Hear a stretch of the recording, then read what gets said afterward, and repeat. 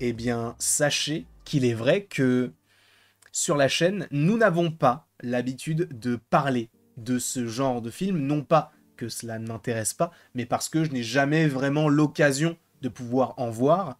Et là, c'est l'occasion d'en parler.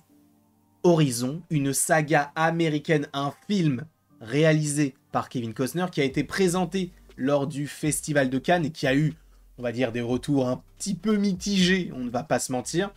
Sachant que là, je ne vais te parler que du chapitre 1 qui sort le 3 juillet, que j'ai eu la chance de voir en avant-première, et j'en remercie encore une fois ceux qui m'ont invité. Mais en tout cas, oui, on ne va parler que du premier chapitre, le deuxième sortant le 11 septembre 2024. La même année, à peu près 2 mois d'intervalle, on a 2 films, 2 chapitres. Il faut quand même que vous soyez dans des conditions pour regarder ce film-là. Ne vous dites pas, waouh, ok, c'est cool, on va regarder un film d'une heure et demie. 3 heures. 3 heures. Alors, il est vrai que de plus en plus, le cinéma se diversifie, encore une fois, et nous propose des films très longs. Là, on est en face d'un film qui est assez long. Alors, sachez que je n'ai pas l'habitude de regarder des films aussi longs par rapport à ce genre de sujet, notamment un sujet historique, et les 2 premières heures passent très facile, parce qu'il y a pas mal d'intrigues qui s'entremêlent, c'est une sorte de mosaïque, une sorte de fresque qu'on nous propose sur l'histoire des États-Unis. En gros, ça se déroule avant, pendant et après la guerre de sécession, et on va avoir des conflits entre les natifs américains et donc ceux qui vont s'installer sur les terres qui sont aux natifs américains, et donc ça va créer évidemment des conflits, des affrontements, des guerres, etc. Et sur ce premier chapitre, on va avoir donc plusieurs personnages, évidemment qu'on va suivre le personnage interprété par Kevin Costner, qui n'est autre que Hayes Ellison. Alors, j'ai évidemment toute une liste d'acteurs qui jouent dans ce film-là. Sachez qu'il y a un gros casting. Pour ne citer que Kevin Costner, évidemment, Sienna Miller, Michael Rooker, Sam Worthington, qu'on a vu récemment, surtout dans les films Avatar, pour ne citer que celui-ci, Tom Payne, qu'on avait vu dans la série The Walking Dead, il y a également Jamie Campbell-Bower, qu'on a vu en tant que dans la série Stranger Things.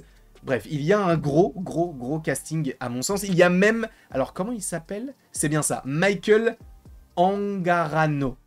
Sachez que lui, il joue dans une série qui s'appelle This Is Us, et avant ça, il a joué dans un film qui s'appelle Sky High. Pour ceux qui s'en rappellent, c'est incroyable. C'était l'école fantastique, je crois, en français, où tu avais des étudiants qui allaient dans les nuages, et en fait, c'était une école sur les nuages. Et bref, il y avait même Kurt Russell, si je ne dis pas de bêtises. Bref, ça n'a rien à voir avec ce film-là. Ce film, encore une fois, sur les 2 premières heures, est plutôt sympa à suivre. C'est vrai que j'appréhendais quand même 3 heures. Je m'étais dit, ça fait quand même beaucoup, mais c'est surtout le 3e acte qui est un peu long à la détente, encore une fois, à mon sens. On va donc suivre, plusieurs intrigues, encore une fois. On va notamment suivre une sorte de petit loup solitaire qui n'est autre que Hayes Ellison, donc comme je viens de vous le dire, interprété par Kevin Costner, qui arrive un petit peu tard par rapport à l'intrigue du film, puisque je crois qu'il arrive à peu près au bout d'1 heure de film, sachant qu'il est également réalisateur, il faut le savoir. Il y a donc des histoires qui s'entremêlent, etc. Ça fonctionne plutôt bien, en vérité, en tout cas sur les 2 premières heures, encore une fois.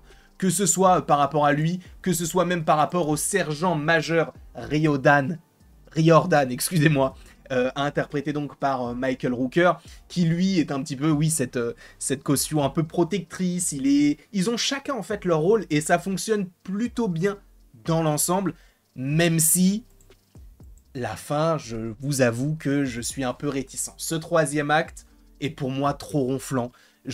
En fait, on sent que ça veut poser les bases sur le chapitre 2 qui arrive en septembre, et peut-être même un chapitre 3, supposément, sachant que si ce film marche comme il l'entendrait, ça veut dire que vous pouvez vous faire une journée Horizon en regardant le matin le chapitre 1 et l'après-midi le chapitre 2.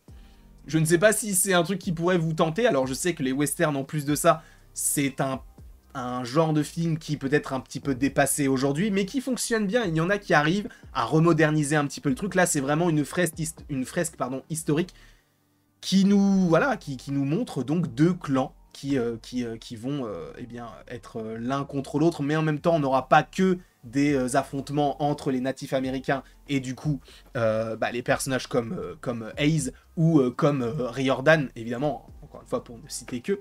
On va avoir aussi des affrontements au sein même des clans donc natifs américains et au sein de l'autre clan également. Et c'est ça aussi qui fonctionne bien, je trouve, ce sont les conflits intérieurs, ceux qui sont pour le conflit, ceux qui sont révoltés du fait qu'on utilise leurs terres et qu'on se dise non, non, non, mais attends, là on se moque de nous, il faut qu'on aille agir, qu'on attaque, etc. Et voilà, on est sur quelque chose d'assez sanglant, assez dur, notamment sur le premier acte qui est totalement un affrontement. Et après, ça en découle sur peut-être un moment un petit peu plus ronflant sur le milieu, mais qui fonctionne bien, encore une fois. Et c'est plus la fin qui me dérange, notamment sur les dernières scènes. Alors, je vous avoue que je n'ai pas revu le film au cinéma, mais sachez qu'il y a en soi, à la fin du premier film, un trailer pour le second. Il est insupportable. Ce trailer est insupportable. Parce que là où tu pouvais te poser des questions sur comment est-ce que ça va se dérouler le deuxième, tu as tout dans le trailer qui se déroule à la fin. Tu as tout. Encore une fois, je ne sais pas s'il est visible pour le grand public, entre guillemets, ou si c'était uniquement pour ceux qui étaient dans la salle presse, mais je vous jure qu'on nous dévoile quasiment tout. On voit qui va rencontrer qui alors qu'ils sont vraiment loin l'un de l'autre. On voit quels affrontements il va y avoir. On voit des dialogues entre deux personnes. C'est dommage. Vraiment, c'est dommage. Ils auraient pu faire ça d'une meilleure manière. Ça, vraiment, ça m'a un petit peu dérangé. Mais dans sa globalité, oui, le film fonctionne plutôt bien.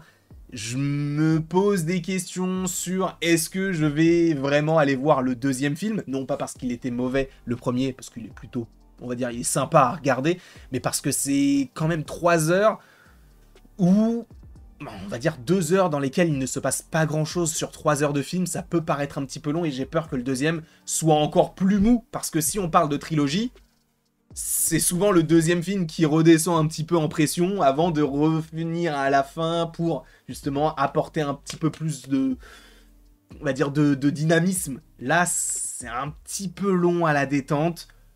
Je ne sais pas ce que vous en pensez. Encore une fois, je ne suis pas la meilleure personne pour parler de ce film-là. Moi, je vous donne uniquement mon avis de simple spectateur. Je n'ai pas une connaissance accrue dans l'histoire des États-Unis et notamment du côté des westerns. Je vous donne uniquement mon ressenti par rapport au visionnage. Moi, j'ai bien aimé les 2 tiers. Le tiers de la fin est un petit peu plus compliqué. En tout cas, je ne sais pas si vous avez vu le film ou si vous aurez le courage d'aller le voir. En vrai, allez voir au moins le premier chapitre, je vous le conseille. Mais c'est vrai que, bon, il faut avoir le temps, il faut prendre un après-midi pour aller le voir. Je vous remercie en tout cas d'avoir regardé la vidéo. N'hésitez pas à l'aimer, à la partager, à la commenter. Et possiblement, si vous en avez envie, à vous abonner. J'avais pas trop envie de rentrer dans les détails parce que... en fait, il y a tellement de détails et je ne suis tellement que trop peu renseigné sur les différents... En fait, l'aspect historique que je ne voulais que rester en surface par rapport à tout ça. Vous aurez sûrement plein d'autres créateurs de contenu qui en parleront, évidemment, bien mieux que moi. Au niveau de la réalisation, c'est vrai que j'ai pas forcément parlé de la réalisation.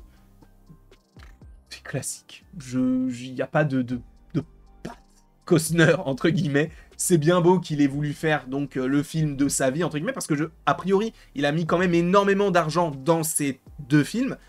Donc il n'est pas trop passé par des producteurs. En tout cas, lui, c'est l'un des plus gros producteurs et il a mis son argent dedans, donc ça lui tient à cœur. Donc voilà, on sent que c'est un peu son bébé, mais c'est vrai qu'au niveau de la réal, il n'y a pas grand-chose. Au niveau des décors, on est sur quelque chose de très oh là, j'ai bugué. Mais très classique avec de vastes étendues. Mais c'est normal, en même temps. En revanche, les habits, les costumes sont plutôt beaux, je trouve. Enfin, tu es vraiment plongé à cette époque-là et ça fonctionne bien. Mais c'est vrai que, bon, ce n'est pas non plus le film de l'année.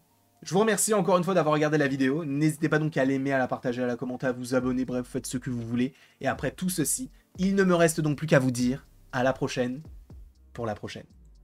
Et encore une fois, merci beaucoup à vous. C'était un pur plaisir de pouvoir vous proposer ça, même si encore une fois je ne suis pas le créateur de contenu à voir pour ce genre de contenu. Je vous donne uniquement mon avis de simple spectateur.